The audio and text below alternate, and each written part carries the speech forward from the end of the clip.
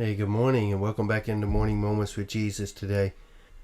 This morning, as we gather for our devotion time, the Lord brings a thought process back to my mind about the body of Christ as a whole and how we're all many different members but part of the same body, but also how important each and every one of us are to that work that God has called us to do.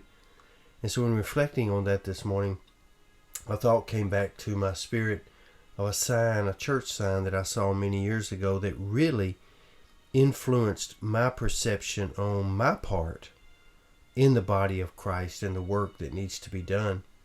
I'll read first 1 Corinthians chapter 15 and verse number 58.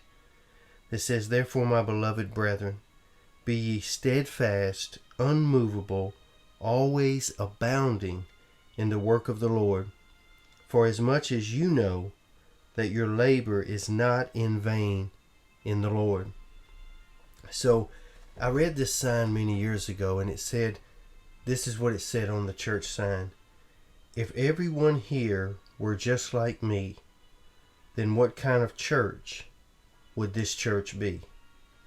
And as those thoughts echoed through my mind long after I passed that church sign that dared to ask me such a convicting question, I seemed to be captivated by the Spirit of the Lord, and I had no choice but to honestly answer that before God at that moment.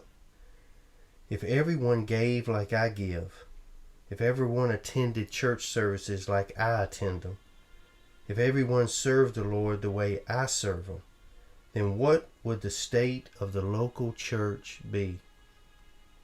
At the time that I read that sign many years ago, I had to answer honestly that the church would be in a terrible state if it would even exist at all.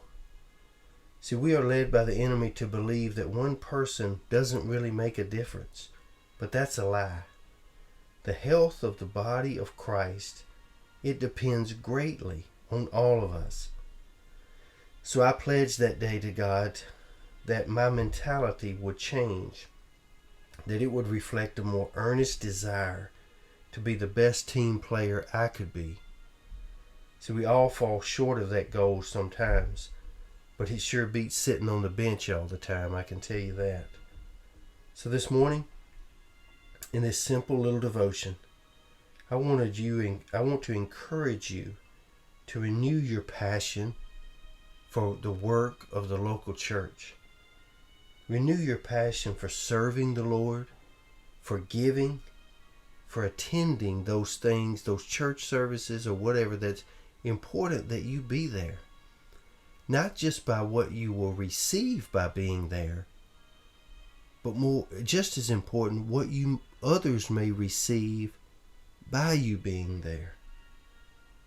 Because you can't do it for the pleasing of people. We have to do it because of our great love for the Lord. The team needs every player to be at the top of their game.